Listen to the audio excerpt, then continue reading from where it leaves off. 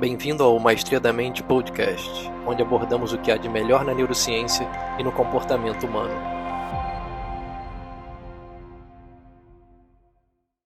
Fala pessoal, tudo bem? Hoje eu estou com uma grande pesquisadora aqui, a Isabel. A gente vai falar sobre um tema que eu acho muito interessante, que são os psicodélicos. E acredito que também seja um tema de interesse de boa parte das pessoas que escutam aqui o podcast. E vou deixar a Isabel falar sobre si mesma, sobre suas pesquisas, para vocês entenderem um pouco mais o trabalho dela. Obrigado, Isabel, pela sua disponibilidade, pela sua participação aqui no podcast. Fala um pouquinho mais a respeito do seu trabalho e das suas pesquisas para o nosso público. Bom, Tiago, muito obrigada pelo convite. É um prazer estar aqui. Bom, como você já falou, meu nome é Isabel, eu sou psicóloga, sou da Alemanha.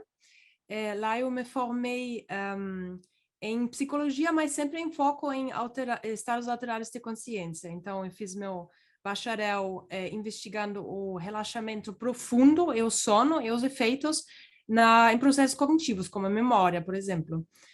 E também sempre com um olho assim nos mecanismos cerebrais. Então, lá fizemos um estudo com MEG.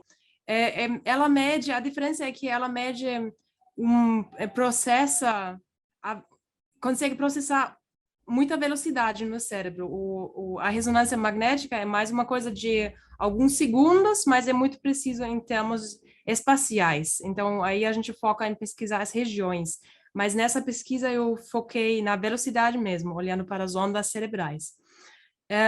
Depois, para meu mestrado, eu queria conhecer um pouquinho melhor a hipnose, já tinha lido algumas coisas a respeito e me fascinava como um estado alterado de consciência sem ser induzido por drogas, substâncias psicoativas, pode gerar, assim, alterações na percepção e ter também efeito terapêutico. Aí eu pesquisei os efeitos da hipnose na percepção da dor e também, de novo, na atividade cerebral e como tudo isso funciona. Aí, durante meu mestrado, eu soube os psicodélicos e fiquei interessada em aprender mais sobre eles. Só que, na época que eu ia começar meu doutorado, eu não tinha pesquisa psicodélica, era muito difícil. Tinha alguns centros, Londres, Barcelona, mas, em geral, era muito difícil, e na Alemanha não tinha. Aí eu fiquei mandando e-mails desesperada para todo mundo que estava pesquisando, que já tinha publicado alguma coisa a respeito, relacionada. E aí surgiu essa oportunidade aqui no Brasil, com o professor Toffoli, em Campinas. E ele falou, vamos fazer um projeto aqui com LSD, tá tudo pronto já, aprovado pelo Comitê de Ética, e se você quiser pode vir aqui fazer o doutorado sobre isso. E você paga, né? Receber uma bolsa, isso era uma coisa importante para mim. E aí eu vim e conduzi o projeto da minha vida, assim, foi muito legal, fizemos pesquisa básica, então investigamos os efeitos do LSD em humanos saudáveis, uma dose relativamente baixa, em várias áreas, assim, da percepção, da cognição, criatividade, várias coisinhas. A gente estava interessado em pesquisar o que a gente queria ver, o que interessava a gente, porque naquela época não tinha ainda tanta coisa igual hoje, né? Que hoje as pesquisas estão explodindo. Mas lá naquela época tinha bem pouquinho, então mergulhamos nas coisas que interessavam a gente. E aí eu fiz só para concluir, o meu CV agora, aí eu terminei esse projeto, um projeto muito louco, muito grande, muito trabalho, mas muito sucesso também, fiquei bem feliz, com uma equipe maravilhosa e pequena. Concluí meu doutorado agora no início do ano, e aí eu me mudei para Natal para fazer um pós-doc aqui com a equipe que está pesquisando também psicodélicos. Agora outro psicodélico, o DMT, que é a substância psicoativa da ayahuasca. Só que a gente administra ela não de forma oral, mas na forma inalada. E aí investigamos também processos básicos na cognição, percepção, efeitos na atividade cerebral, mas também os efeitos clínicos em pacientes com depressão. Então, agora estou indo mais para essa área clínica, terapêutica, que é também bastante interessante, assim. Muito legal. Mas isso faz só pouquinho tempo. Agora já temos alguns resultados, estava trabalhando num artigo, mas assim, a grande área assim sobre o meu trabalho e sobre o que eu gostaria de falar hoje um pouquinho aqui é o projeto com LSD, que já tem vários artigos publicados e, e é isso. E aí eu queria falar assim, só para ter uma visão mais geral, o que eu fiz. A gente publicou até agora 4 artigos, pesquisamos ainda mais áreas, por exemplo, a linguagem, um artigo que está sendo revisado agora, também uma parte sobre como predizer os efeitos, quais fatores influenciam como vai ser a trip, se vai ser mais difícil, mais místico, ou mais perceptível. Coisas assim, mas esses dados são muitos dados, um projeto muito grande que nem olhamos ainda para essa parte. Mas o que foi publicado até agora são 4 artigos, e aí vou falar agora brevemente sobre o conteúdo desses artigos. Então, o primeiro, olhamos sobre como o LSD influencia o pensamento. Tem um conceito lá que se chama o fluxo de pensamento, que é basicamente quando você não faz nada, você não tem nenhuma tarefa difícil que demanda muita atenção, mas quando sua mente está livre de ir onde quiser. Aí você pensa, tem que ir no supermercado, comprar leite, ou, nossa, meu braço está doendo hoje de novo, o que eu vou vestir depois quando sair de casa? Coisa assim. Sua mente está livre a ir onde ela quiser, e nós sabemos de estudos anteriores que os psicodélicos podem influenciar o pensamento, esse fluxo livre, mas isso nunca foi estudado sistematicamente. Aí vimos a cada 2 em 2 horas, após a administração do LSD, como ele mudava esse fluxo de pensamento. Então, uma coisa muito fundamental, muito básica da nossa cognição humana. Uhum. Já falo dos resultados ou falo dos outros artigos? Não, eu queria até aproveitar esse tema que você falou, porque gostaria de saber se você chegou a pesquisar as partes do cérebro envolvida nesse fluxo de pensamentos. Chegou a estudar quais partes ficam ativas num estado normal, né, igual a gente está conversando agora, e num estado alterado de consciência através do uso de psicodélicos. Chegou a fazer essa pesquisa? Nós não olhamos para a atividade cerebral, simplesmente por razões organizatórias, que a gente já tinha tanta coisa, tantas tarefas, tantos questionários, que não ia caber mais porque um setup bem diferente, né? Caro, tem que ter pessoas que entendem, e naquela época não tinha isso. Então, não sabemos de como o cérebro processa todos esses efeitos que achamos. Mas o que temos são as medidas, questionários de tarefas que analisamos e que mostraram onde o pensamento parece ir, mais ou menos. Muito legal. E o que achamos foi que o LSD parece induzir tipos diferentes de pensamento comparado com o placebo. Foi sempre a mesma pessoa recebeu sempre um placebo inativo numa sessão e o LSD na outra sessão, em ordem randomizada. Então, às vezes começavam com LSD, às vezes com placebo. E aí o que achamos foi a coisa mais importante, que o LSD parece induzir um pensamento mais caótico. Então, uma descontinuidade da mente. Pensamentos menos organizados, os participantes pensaram menos no trabalho, em casa, menos sobre o passado, menos sobre o futuro. Uma maior bagunça, assim, em geral. Menos lógico, menos racional o pensamento. Uma segunda faceta de pensamentos, vamos dizer assim, que achamos, foi um pouco paradóxico, porque quando você escuta mais caos, parece que ficou completamente desorganizado, mas não foi só o caso. Por outro lado, também achamos um aumento em significado nos pensamentos. Então, eles tiveram pensamentos mais profundos. Então, por um lado, parece que o raciocínio lógico sofre, mas que não é só uma desorganização, mas também um aumento no significado. E, por último, também um aumento do pensamento sensorial. Então, eles ficaram pensando mais em cheiros, em gostos. Isso está de acordo com outros estudos que acharam que a percepção sensorial em geral está sendo mais destacada, mais aguçada. Então, esses processos sobre o pensamento, a primeira parte que investigamos. O segundo artigo foi um artigo bem legal sobre os efeitos do LSD na criatividade. Aí o que fizemos foi olhar o pico da experiência, não essa coisa mais... Do pensamento era uma coisa mais assim, cada 2 em 2 horas, como mudava assim. Aí o caos, durante o pico do efeito, o caos era mais alto. E aí o LSD a gente fez uma outra abordagem, olhamos só o pico mesmo, o pico da experiência, e aplicamos uma bateria de diferentes testes de criatividade. E, por exemplo, criatividade figural, eles tiveram que desenhar, tiveram que contar histórias, gerar metáforas, várias coisas diferentes. E aí era interessante notar que surgiam padrões muito similares comparados com as do pensamento. Então, por um lado, achamos um quebra de padrões. Então, eles não desenharam, por exemplo, dentro da margem, mas desenharam lá fora. Eles não olharam mais para as regras, eles usaram cores diferentes. Uma banana não era amarela, mas era azul.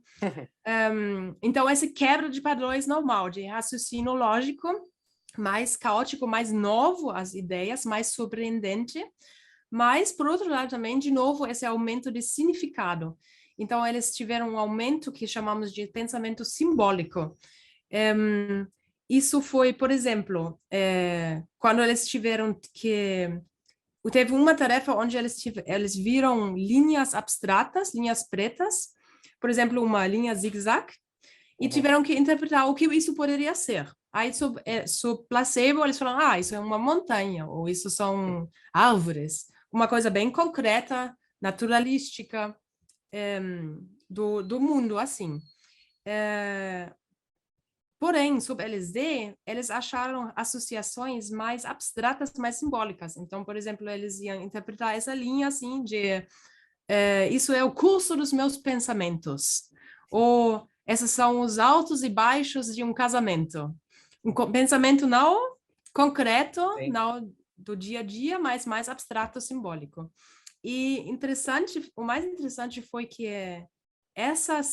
esses achados se refletiram em vários testes, na maioria dos nossos testes, não só quando eles interpretaram linhas abstratas, mas também nos desenhos. Eles não desenharam mais desenhos concretos, com conteúdo concreto, mas mais formas geométricas, títulos mais abstratos, não tão descritivos, uso de cores mais livres, como eu já falei. Então, em geral, também esse aumento de significado, esse aumento de ambiguidade também.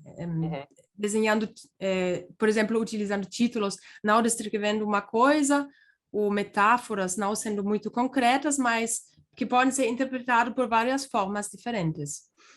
Por exemplo, uma metáfora sobre placebo poderia ser minha mãe é forte como um tigre.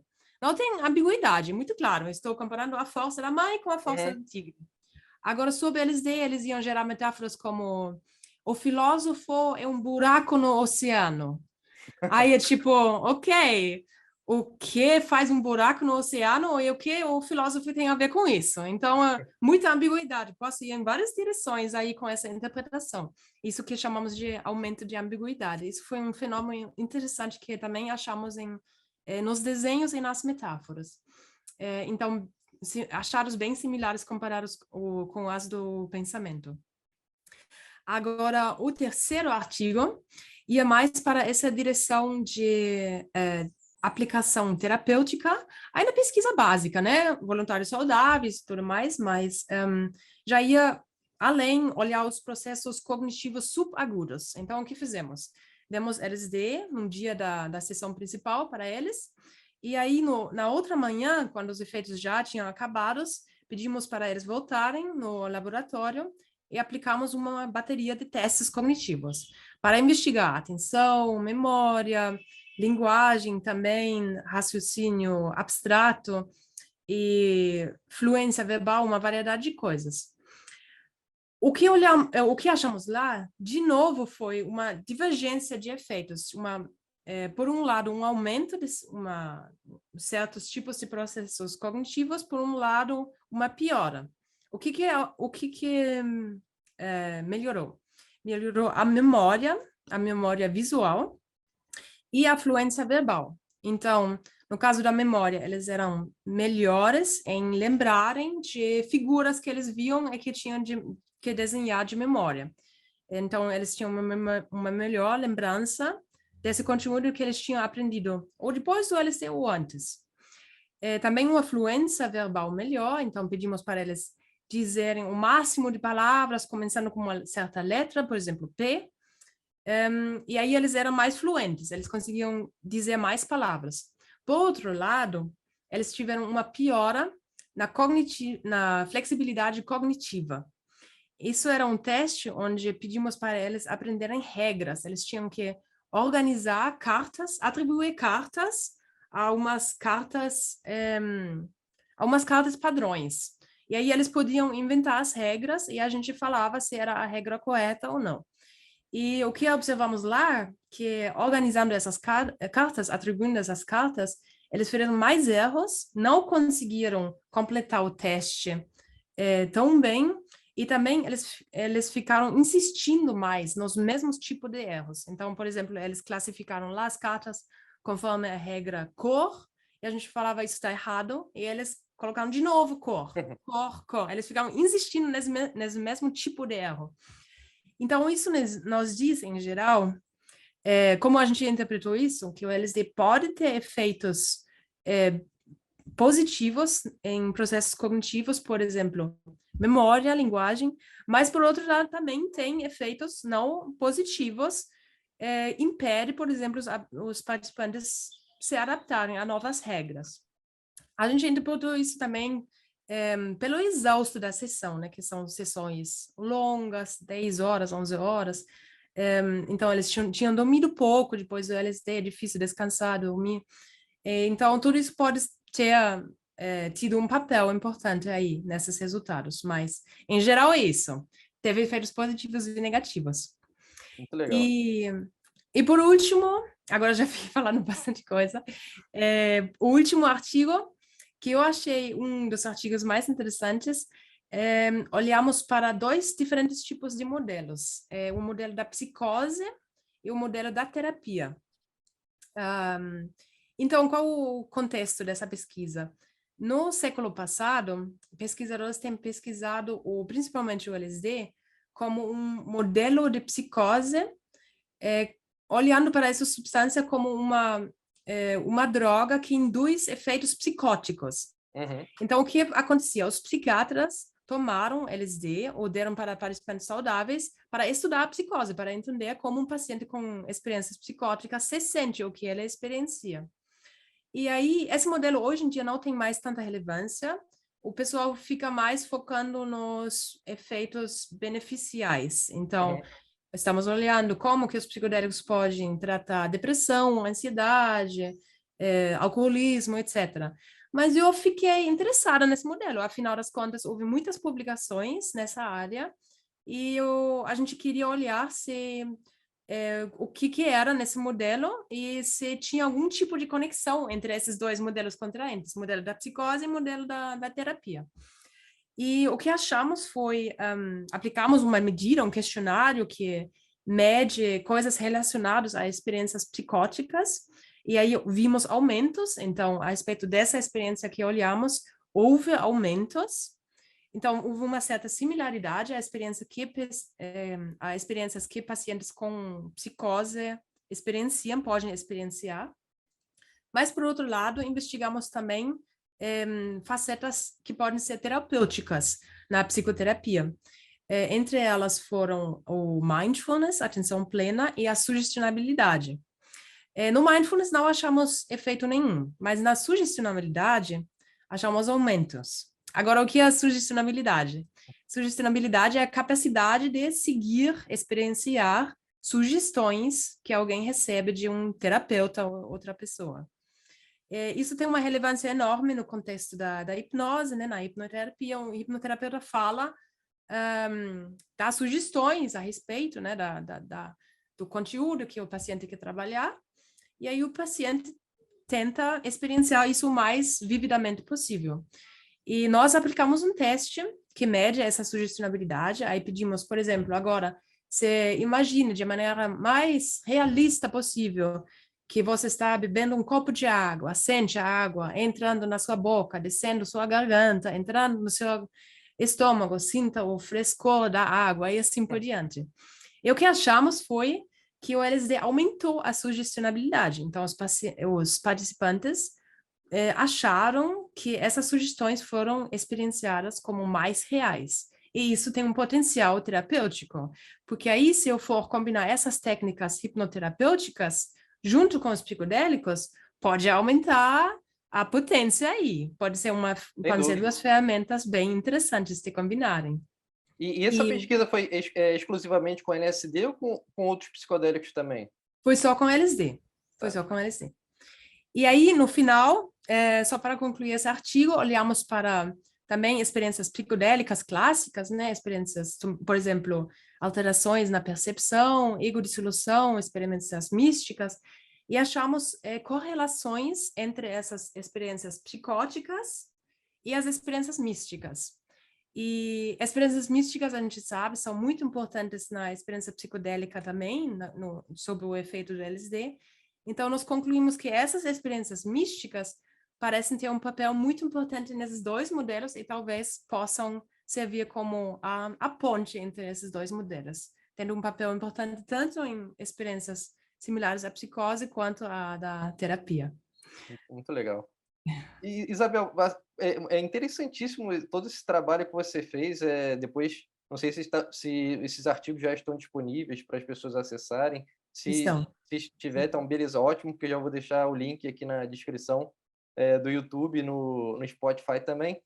Mas, de um modo geral, assim, para as pessoas leigas que estão chegando agora, o que são os chamados psicodélicos? Porque muitas pessoas associam com drogas recreativas, e não é só isso, né? Como você mostrou, existe um potencial terapêutico, inclusive, muito grande, né? Que está sendo pesquisado. Então, o que seria, de uma forma simples de se explicar, os psicodélicos?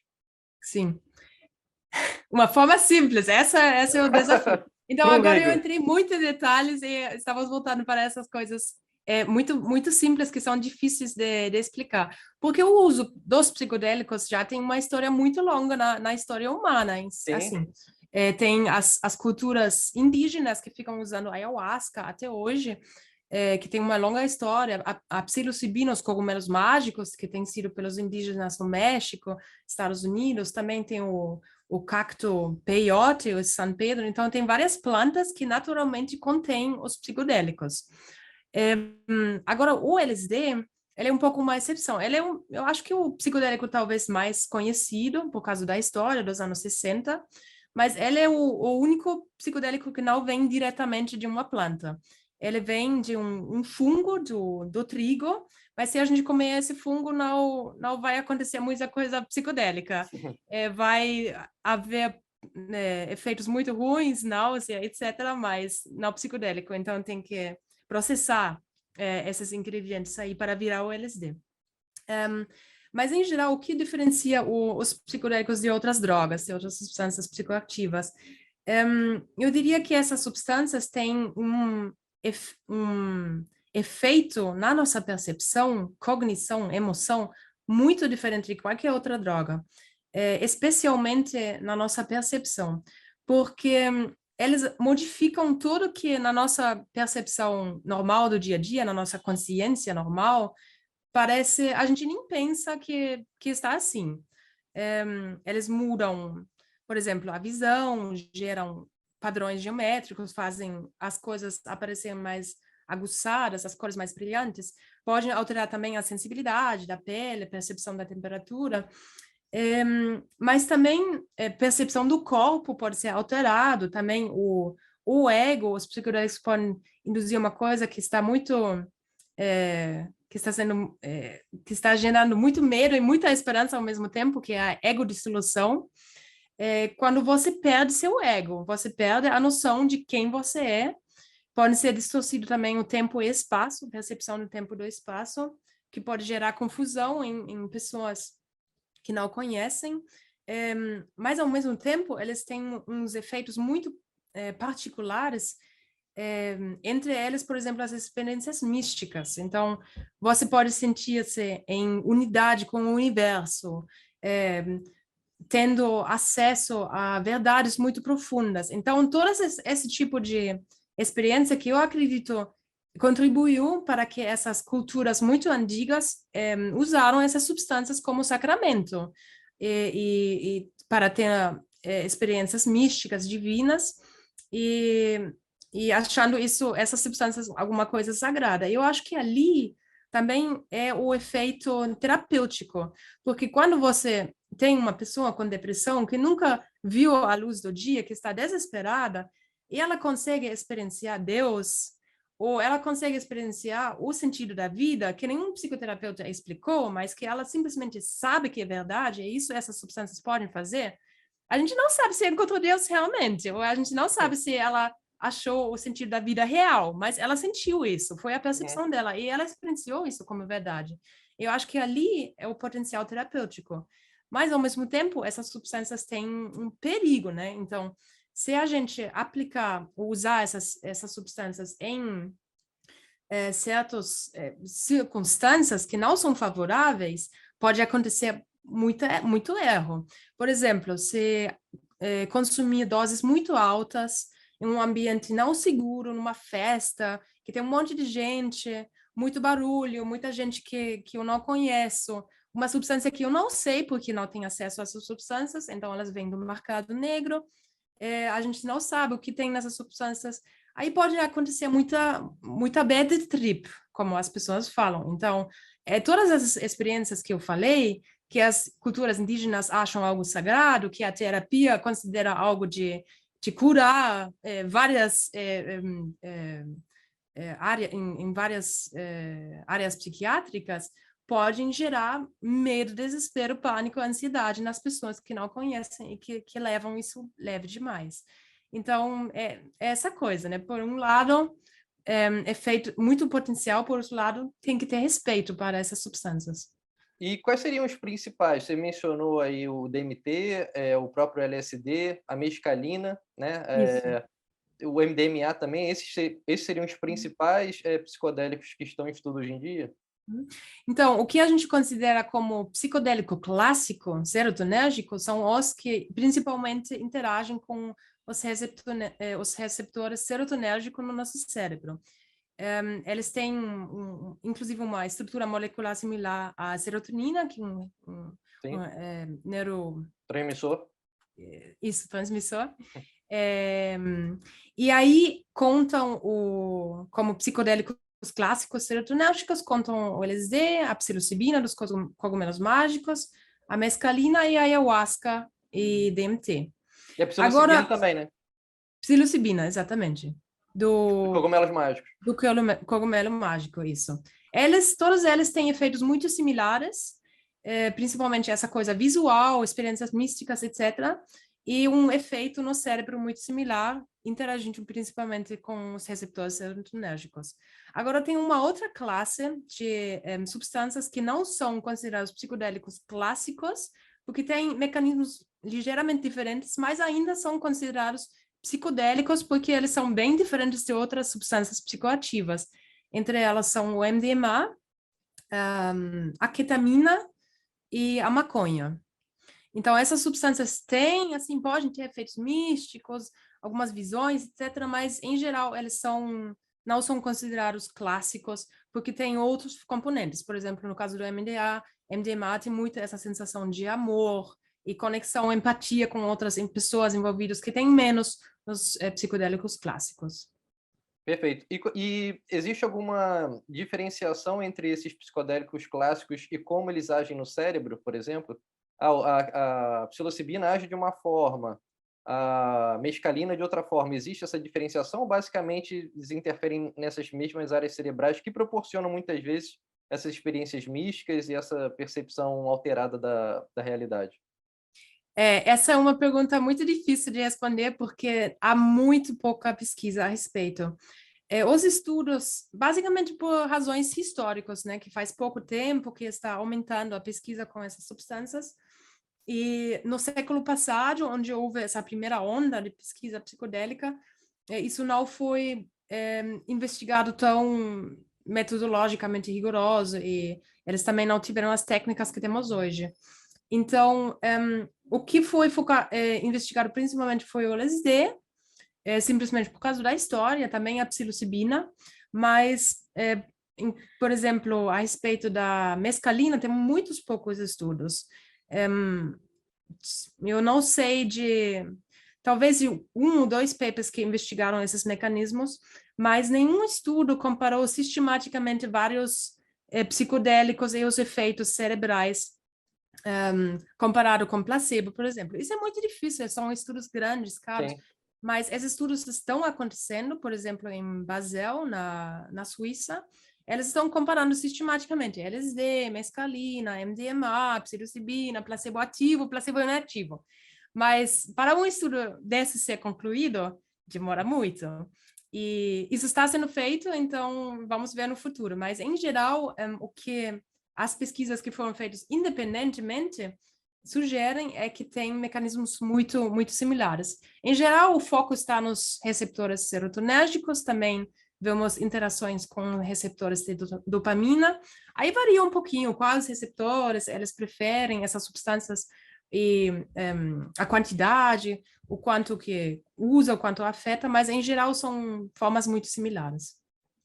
Beleza, obrigado. E em relação à toxicidade, né, desses psicodélicos, como é que é algo seguro? Eu já ouvi falar que não existe risco de adição, vou ficar viciado em, sei lá, psilocibina, tem que usar todo dia, não causa dependência, tem alguma toxicidade mesmo, algum prejuízo, algum dano no cérebro na utilização no curto e no longo prazo? Uhum. Bom, então tem diferentes aspectos que podemos olhar aqui. A primeira coisa é a toxicidade que você falou. Pelo que sabemos, os psicodélicos não parecem ter efeitos tóxicos no cérebro ou, em geral, fisicamente. Então, aí, em contrário, tem estudos agora que mostram que os psicodélicos parecem ter efeitos de neuroplasticidade. Então, isso são estudos só em ratos, em células, por enquanto, não tem estudos em humanos, mas parecem que eles podem promover o crescimento neuronal. E aí seria uma forma interessante terapêutica também, né, de aplicar em diferentes condições. A respeito da dependência, tem também dois diferentes tipos de dependência. A física, fisiológica, que você tem, seu corpo precisa da substância, e o emocional. Fisiológica, não existe dependência.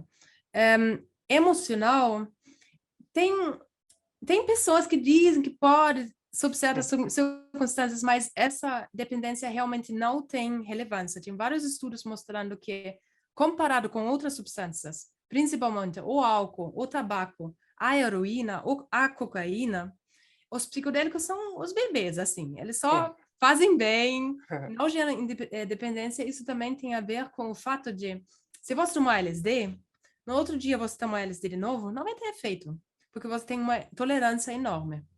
Então, essa questão de dependência emocional, eu diria que ela, comparado com outras substâncias, não existe, mas bom, tem aqui no Brasil, tem as igrejas de ayahuasca, tem Sim. pessoas que consomem ayahuasca cada 2 semanas, cada semana. Aí entra nessa discussão, o que é dependência, né? Essas pessoas, elas tomam ayahuasca regularmente. Elas sofreriam se não tomariam cada semana? Talvez, mas aí também tem essas questões, né? Da religião, do grupo, suporte do grupo, etc. Então, isso é difícil de responder, mas em geral, para deixar a questão mais simples, não diria que isso tem uma relevância, especialmente comparado com drogas que realmente têm esse perigo. E você falou também do contexto, né, que é muito importante. É diferente você fazer um uso de um psicodélico numa pesquisa clínica, né, um ambiente controlado, do que você tomar numa festa, como você falou, com pessoas que você não conhece, não sabe qual é a origem, né, daquele psicodélico. Então, dentro desse caso, nesse contexto recreativo que muitas pessoas utilizam, existe algum efeito colateral além dessa bad trip, né, dessa experiência ruim que a pessoa pode ter com esse psicodélico? Por exemplo, com pessoas que fazem parte do Santo Daime, que tomam ayahuasca, eu sei que muitas delas vomitam, né, passam mal e tem esse chama não sei se esse é o termo correto, mas seria uma purgação, né, de você colocar para fora tudo aquilo que te faz mal. Existe esse efeito colateral, além da ayahuasca com outros psicodélicos? Em, bom, aqui de novo temos que diferenciar, né, entre os efeitos mais leves e mais perigosos mesmo, mais relevantes. Essa náusea, esse vômito, existe principalmente na ayahuasca, mas pode ter nos outros psicodélicos também. Na psilocibina é um pouco mais forte que no LSD, mas isso em geral existe. Os psicodélicos podem gerar esse desconforto, essa náusea. Uhum. Mas isso eu diria que são efeitos muito leves, assim. Esses efeitos também passam e eles são mais associados ao início do efeito, misturado com essa ansiedade, como vai ser, etc. Então, isso existe sim, mas não são efeitos realmente muito graves. E interessante mencionar também que no texto da ayahuasca, esses efeitos são desejados também pelos participantes, eles veem esse vômito como uma forma de pureza, de Sim. purificação. Então, isso faz parte da cultura deles também. Agora, o que existe realmente um perigo é esses bad trips. Então, você ter a sensação de não ter mais o controle, você perder, não conseguir mais se orientar no mundo, não saber o que fazer. Você perde você pode perder o raciocínio, não só no tempo e no espaço. Então, aí, quando você estiver numa festa, sem alguém que cuide de você, tiver tomado uma dose muito alta, pode ser que você vai lá na floresta e se perde. Então, essas coisas podem acontecer. Ou você fica muito ansioso. E aí, quando não tiver uma coisa que cuida de você, é, você pode, por exemplo, se machucar, pode cair, pode acontecer esse tipo de coisas. Mas isso é por causa da sua atuação. Quando tem um setting seguro, isso em geral é o que acontece. É o que na maioria das vezes acontece quando as pessoas tomam psicodélicos, mas sempre acontece na pesquisa que tem um lugar seguro, uma pessoa que não Uhum. toma psicodélicos que cuida de você, e quando você tem uma crise de ansiedade, fala, não, vai ficar tudo bem. Guiar a pessoa por essa experiência difícil, é muito simples, é só falar, vai ficar tudo bem, vai passar, eu estou aqui. Sugestionabilidade. Isso, exatamente. Segurar a mão, nossa, pode ser um milagre, assim, pode ajudar muita coisa. Dá um copinho de água, dá uma banana, vai passar, eu estou aqui, estou cuidando, e pronto, resolveu, assim. A gente, no nosso estudo, nunca teve uma experiência muito ruim.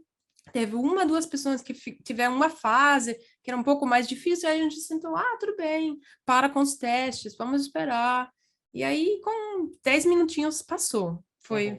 ficou melhor. Então, isso aí que é influenciado muito pelo setting, pelas pessoas que estão na sua volta e pela sua preparação mental, o set, né?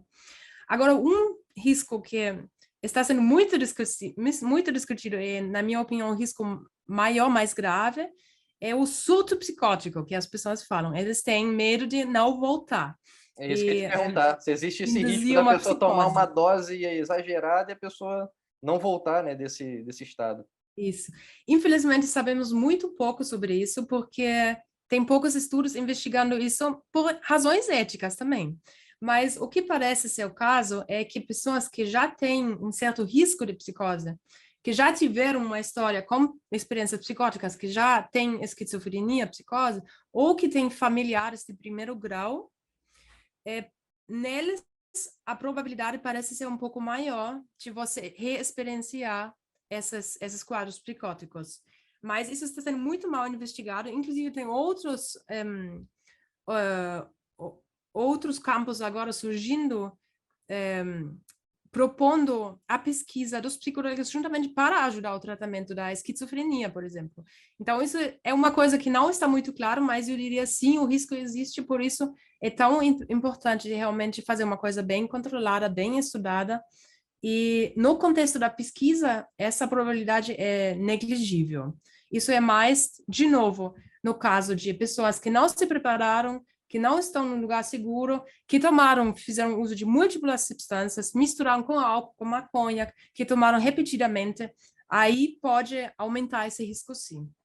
E também você não sabe de onde vem, né, como você falou, você não sabe de onde como é que é aquela substância, né, que é completamente diferente do contexto clínico de pesquisa, que você sabe que ali é o LSD puro, né, em festa, alguém te dá alguma coisa, você não sabe nem de onde veio aquilo. Isso, Então, exatamente. tem Não esse sabe risco também, né, quanto. da Uhum. procedência. Sim, exatamente. Aí você falou em relação a esse efeito adverso da pessoa em relação à psicose, ter essa psicose no momento dessa experiência com o psicodélico e de poder, né, não existe, pesquisas, relevantes em relação a isso, da pessoa poder ter essa psicose de novo. Eh, então, por exemplo, eu gostaria de saber, você mencionou da esquizofrenia, que psicodélicos poderiam inclusive ajudar pessoas com esse tipo de transtorno. Existe, assim, algum psicodélico que seja melhor para algum tipo de tratamento em relação a alguma doença? Por exemplo, eu ouvi falar, não sei se é verdade, que o MDMA provavelmente, será o primeiro psicodélico a ser aprovado nos Estados Unidos e que ele tem se mostrado muito útil em relação a um transtorno de estresse pós-traumático. Então, assim, se tem alguma correlação, o MDMA é bom para o transtorno de estresse pós-traumático, Uhum. para esquizofrenia, sei lá, psilocibina ou LSD, existe essa relação de psicodélicos melhores em relação ao tratamento de algum tipo específico de doença? Sim. Então, pelo que os estudos mostram, até agora parecem ter, sim, diferentes transtornos associados a certos psicodélicos. Mas só para voltar a essa questão da esquizofrenia, só para destacar que ali não tem estudos mostrando que os psicodélicos podem ter efeitos beneficiais. Isso não está sendo investigado, tem estudos muito preliminares, exploratórios no século passado, isso está sendo discutido, isso são só hipóteses, teorias, Uhum. só para mantermos abertos Aham. e não excluir, de repente, essas populações para sempre da pesquisa, o que atualmente está sendo feito. Por exemplo, nós excluímos pessoas que já tiveram uma história com psicose, só por razões de segurança, mas é só para manter em aberto e talvez deixar isso para o futuro, para uma pesquisa futura. Mas atualmente o que os estudos nos dizem é o seguinte: o MDMA, como você falou, é seguramente a substância mais promissora até agora no estresse pós-traumático e provavelmente ela vai ser legalizada no ano que vem para tratamento desse transtorno. Então, ele parece ser mais adequado aí, mas, ao contrário, tem estudos também com MDMA e depressão, mas, em geral, parece que os psicodélicos clássicos, como LSD, e principalmente a ayahuasca e psilocibina têm maior evidência ainda, podem ser beneficiais em depressão e ansiedade. Agora, o LSD, ele foi explorado bastante para ansiedade também, depressão, mas ele parece ter efeitos muito bons no alcoolismo. Então, em uso... eu esqueço sempre dessa palavra, substance use disorder. Transtorno de uso de substância. Uhum. Então, quando você faz abuso de heroína, álcool, qualquer coisa, aí os psicodélicos podem ter, principalmente o LSD e a psilocibina parecem ter efeitos bons também. O combate a Mas, vícios, né? oi? Também podem ser utilizados no combate a vícios, né, adição. Exatamente. E nesse sentido também é importante destacar a ibogaína. Ela vem de uma raiz africana e ela está sendo aplicada aqui no Brasil em vários centros de tratamentos para, por exemplo, em São Paulo, na Cracolândia, eles aplicam a ibogaína para curar esse vício do crack. E parece que ela tem um efeito mais fisiológico. Quando você consome a ibogaína, você fica sem essa dependência corporal, você fica sem necessidade de consumir a substância de novo. Parece que aí tem mais uma coisa fisiológica do que emocional envolvida. Muito legal. Outra questão que gostaria de trazer para a gente em relação o tempo e quantas vezes o uso desses psicodélicos seriam necessários para ter algum benefício. Por exemplo, você falou que as sessões demoram horas, né? É muito tempo que a pessoa passa nesse contexto de pesquisa. Existe uma diferenciação também em relação a tempo e quantidade de vezes que você tem que ingerir aquele psicodélico para você obter algum benefício, ou uma sessão já é suficiente para você perceber uma melhora? Uhum. Infelizmente, não sabemos disso. Não existem estudos que compararam, uma vez de LSD já é suficiente, 2, 3 vezes é melhor, e o ideal é 5. Uma Não existe posologia, né? Tipo, de isso. manhã, depois semana Ah, que vem. Aí você... seria ótimo, seria ótimo. Mas, infelizmente, isso não tem, não sabemos disso. O que sabemos é que os psicodélicos podem ter efeito já após uma única administração. Por exemplo, tinha minha colega aqui em Natal, que é Fernanda Paliano Fontes, que fez um estudo, o primeiro estudo com depressão e ayahuasca, e eles acharam que a ayahuasca diminuiu os scores de depressão após uma única vez de administração. Tem estudos lá na Johns Hopkins, nos Estados Unidos, com pacientes com câncer que têm depressão e ansiedade por causa desse câncer, e aí eles aplicaram psilocibina, o cogumelo mágico, e viram que após uma única administração de uma dose relativamente alta, com experiências místicas e tudo mais, eles conseguiram reduzir essa depressão, essa ansiedade. É interessante notar aqui que as experiências místicas nessas pessoas, maior a redução da ansiedade e depressão. Então, aí, essa experiência mística parece ter um papel importante. Isso é uma questão muito interessante que você trouxe agora, e desculpa te interromper, mas é que saiu um estudo esse ano também em relação a esse pensamento mais imaginativo e místico das pessoas em relação a se eu creio em Deus ou se eu creio em seres sobrenaturais e até disco voador, em alienígena, esse tipo de coisa, essas pessoas tendem a ser mais hipnotizáveis também. Eu queria te perguntar isso, se vocês avaliam também esse perfil da pessoa, porque, por exemplo, eu sou uma pessoa muito cética, provavelmente vou ter um tipo de experiência completamente diferente de uma pessoa que é mística e que acredita em diversos tipos de coisas. Então, se chegaram a estudar também essa questão do perfil de personalidade e os efeitos que psicodélicos causam? Sim, estudamos, mas não sabemos o que deu, porque não analisamos os dados ainda, porque é muita coisa. Então, o que fizemos? Aplicamos alguns questionários que medem certos traços de personalidade, por exemplo, a absorção, que é um traço muito importante no contexto da hipnose também. Sim. E para investigar o quanto se uma pessoa que é mais absorvível, como que fala? Que tem mais absorção. Absorção da atenção mesmo. Que tem mais absorção, tem, por exemplo, mais efeitos místicos, ou mais alteração de consciência. Não sabemos ainda, vai ser uma área muito interessante de mergulhar nesses dados, mas é muita coisa. Então, mas em geral, eu acho que existem alguns estudos mostrando que certos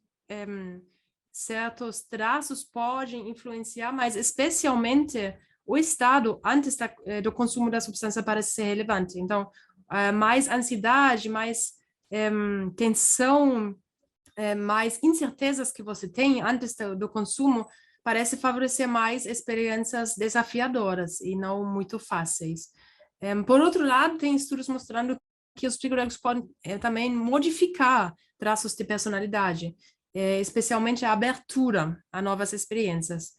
Então, aí já sabemos que eles podem influenciar a personalidade também, mas, em geral, tem muita coisa para ser explorada aí ainda.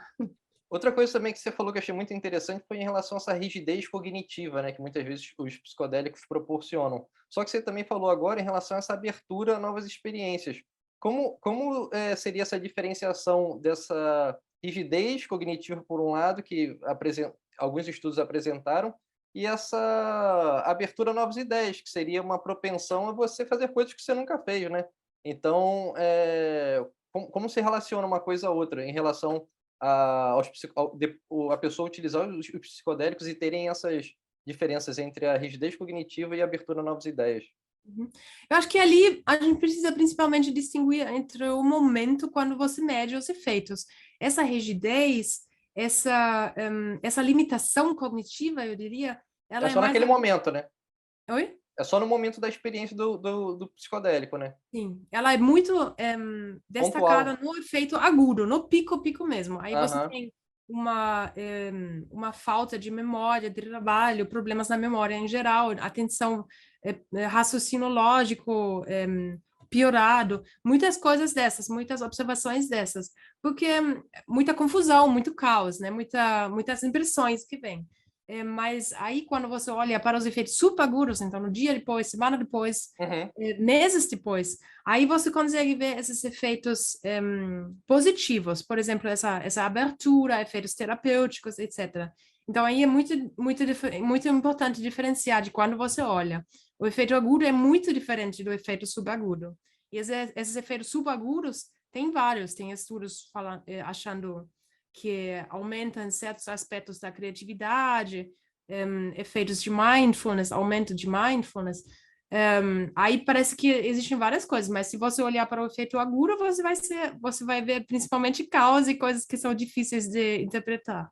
Em relação à hipnose agora, né, você falou que alguns psicodélicos não, LSD, né, que foi o que você estudou, aumenta a sugestionabilidade, né, ou hipnotizabilidade. Isso acontece só no momento do efeito do psicodélico ou vocês chegaram a testar isso também no longo prazo? Teve algum follow-up em relação a isso?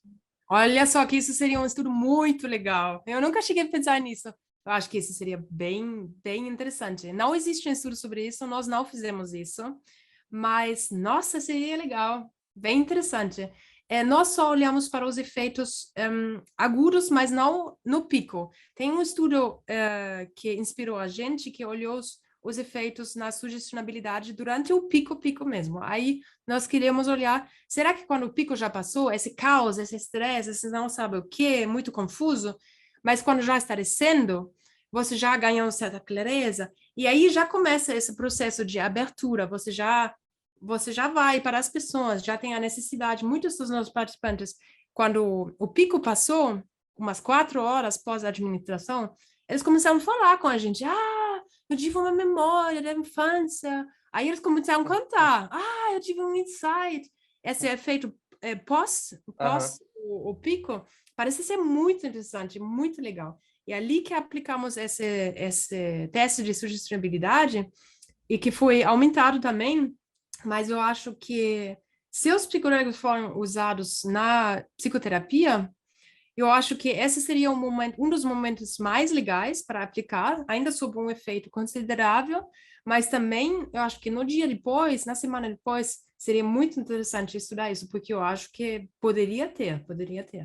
E em relação à hipnose, né, existem muitos conceitos equivocados em relação à hipnose. Eu mesmo, quando comecei a estudar, eu achava que era coisa de charlatanismo, né, coisa de charlatão, para tirar dinheiro das pessoas, mas que aquilo não funcionava, porque o que a gente está acostumado, da maioria das vezes, é você ver hipnose de palco, né, uma pessoa comer uma cebola achando que é uma maçã, coisas desse Isso. tipo. Então a gente não leva muito a sério. Mas depois, quando eu comecei a estudar e vi que realmente é uma ferramenta incrível, eu não parei nunca mais. E queria saber como é que você ingressou nesse mundo da hipnose. Você já deu um breve resumo, né, que você já estudou. Você é psicóloga também, né? Isso. Então, você além de ser psicóloga, e é curioso isso, porque muitos psicólogos têm até preconceito de hipnose, né? Você fala de hipnose, é psicólogo, isso aí não funciona, pô, isso aí, Freud já abandonou isso no século passado, então, aliás, até antes, né, século XIX. E queria saber como é que você entrou no mundo da hipnose e essa conexão é muito interessante de pesquisa da hipnose com os psicodélicos e como isso pode ter um efeito terapêutico para as pessoas. Bom, eu comecei a mergulhar nesse mundo da hipnose antes de mergulhar no mundo dos psicodélicos, né? Bem no meu mestrado, antes do mestrado, quando eu estudei num instituto que ensina hipnose para psicólogos e médicos aplicarem na terapia deles. Isso na Alemanha. Isso na Alemanha, exatamente. Na verdade, eu comecei na Alemanha, depois fui para o México para conhecer a hipnose de lá, e é interessante também comparar as diferentes... Parece que existem diferentes culturas de hipnose. Na Alemanha é um pouco diferente. No México era mais místico, falava de seres, de anjos, coisas assim. Na Alemanha era mais assim, estrito, não falava desse tipo de coisa, não. No México fazia regressão de idade.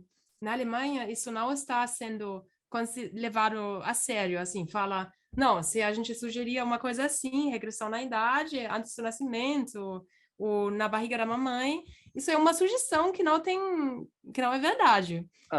Então, eles nem gostam de mexer com isso para não sugerir coisas e a pessoa viajar muito longe. No México, era uma parte do módulo, assim, do treinamento. Mas até vidas passadas, né? Faz até Descobre Isso, até em até vidas memória. passadas, sim, sim. Fizemos algumas sessões aí, descobri algo sobre vidas passadas. Agora, se é verdade, ninguém sabe. Então, tinha essa diferença e, em geral, a hipnose está um pouco igual aos psicodélicos, né? Não, ainda não chegou no mainstream. O que é uma pena, porque a hipnose, ela funciona de fato, né? Existem vários estudos mostrando isso. Ela parece ser mais eficaz na modulação da dor, da percepção da dor, que foi o que eu estudei também. Existe uma meta-análise mostrando os efeitos, umas áreas mais eficientes, outras não, mas assim, a hipnose funciona, isso não há dúvida. Agora, os psicodélicos estão nessa mesma fase, assim, de tendo que se provar, mostrando eficácia e tal. A hipnose, infelizmente, parece que não está mais tanto na moda. Existem certas modas na ciência, né? Agora, a moda são os psicodélicos. A moda da hipnose era mais nos anos 70, quando todo mundo estudava psicodélico, hipnose e achava que a hipnose ia salvar o mundo. Hoje são os psicodélicos. Então, existe essa moda e eu acho que seria muito legal de, de focar um pouco nos fatos reais, né? E não se deixar levando muito por essa moda. Eu achei uma pena que ela foi meio esquecida, mas também ela já foi bastante estudada. Mas uma coisa que não está sendo explorada até hoje é a combinação dessas duas técnicas. Isso é uma coisa que nossa pesquisa sugere. Já considerando que o LSD aumentou a sugestibilidade, e a sugestibilidade tem um papel essencial na hipnose, combinando essas técnicas, aplicando uma hipnose sob o estado psicodélico, poderia ser uma tarefa muito potente, assim, uma ferramenta muito Sim. potente de modular a experiência, também guiar a experiência, né? Quando a pessoa está tendo dificuldades, guiar ela para sair um pouco desse pensamento negativo, difícil, seja o que for. Eu sei que existe um estudo que comparou diferentes estados alterados de consciência, incluindo meditação, hipnose e psicodélicos na Suíça. Eles estão analisando os resultados agora, mas não existe ainda artigos publicados comparando isso sistematicamente. Infelizmente, também, eu não conheço, pelo menos não estudos modernos, aplicando a hipnose no estado psicodélico, mas eu acho que seria uma ferramenta muito interessante. E também tem alguns colegas que estão interessados nisso. Eu acho que o próximo projeto deles vai ser isso, E, tentando explorar aí. e daí surge esse termo hipnodélico, né? Isso, exatamente. Tem inclusive uma revisão que falou sobre essa hipnodelia, E comparando os dois estados. nesse estudo que você fez em relação ao aumento da sugestionabilidade, você chegou a usar alguma escala de hipnotizabilidade ou você simplesmente sugestionava a pessoa antes de usar o psicodélico e depois para ver que esse aumento tinha acontecido depois do uso dessa substância? Então, a gente aplicava essa tarefa, pedimos para os participantes fecharem os olhos e se imaginarem o mais vividamente possível o que a gente ia sugerir. Aí, limos esse texto com essas sugestões de beber a água, de sentir a mão ficando quente, várias coisas, várias percepções sensoriais. E, no final, pedimos para eles avaliarem num questionário o quão real eles acharam que essa experiência foi, comparado com, por exemplo, eles de fato beberam um copo de água real. E aí essa avaliação subjetiva foi depois utilizada para medir essa sugestionabilidade. Perfeito. E você costuma utilizar a auto-hipnose para, enfim, para alguma questão? Por exemplo, uso várias vezes durante a semana para dormir, por exemplo. Você chega a praticar auto-hipnose também? Eu queria praticar mais, mas nessa fase agora que eu estou praticando mais a meditação, que está me fazendo muito bem. Eu tento meditar meia hora por dia, na manhã, porque depois não consigo mais. Se não meditar pela manhã, não consigo mais, por causa da correria do dia, né? Mas eu queria praticar a hipnose mais. Eu uso ela só quando tem condições, assim, quando fico doente, para ficar melhor, dá umas sugestões de, os Aham. anticorpos estão trabalhando bastante, estão fluindo pelo corpo, sinta eles. Sistema imunológico muito ativo, né? Isso, exatamente. E também para dormir, quando eu tenho realmente problemas de dormir, mas eu queria utilizar ela mais vezes, porque eu sinto também que o mais vezes eu uso ela, mais hábito que eu consigo construir, melhor eu fico e aumenta a minha sustentabilidade. E como eu pratiquei muito pouco, eu senti que sofreu um pouco minha sustentabilidade. Mas talvez eu consiga no futuro achar mais um tempinho aí para fazer. Então, Isabel, eu queria te agradecer muito pelo seu tempo, por todo o conteúdo que você trouxe para a gente. Gostaria muito de saber mais sobre esse teu estudo, né, sobre esse artigo que envolve a hipnose com psicodélicos, porque eu até agora eu não sabia, né, até conversar com você, eu não sabia que isso era possível. Eu já sabia em relação a uso de estimulação magnética transcraniana, que aí durante aquele estímulo realmente você poderia aumentar a sugestionabilidade, mas com o psicodélico eu não sabia, então é algo interessantíssimo para mim, que Uhum. pesquiso nessa área, e te parabenizar por esse trabalho incrível que você faz e te agradecer pelo seu tempo aí, por ter trazido, né, tanto conteúdo relevante para as pessoas que vão escutar esse episódio. Perfeito, muito obrigada a você pelo convite, foi um prazer falar aqui. Espero que não tenha ficado muita coisa, Não, que espero que tenha isso. ficado tudo Excelente claro. conteúdo. E aí, se você puder depois disponibilizar os links, eu vou colocar na descrição aqui do episódio para as pessoas poderem baixar e conhecer um pouco mais do seu trabalho. Obrigado. Sim, vou te mandar, sim, claro, sem problemas. Muito Obrigado. obrigada, viu? Tchau. Tchau, tchau.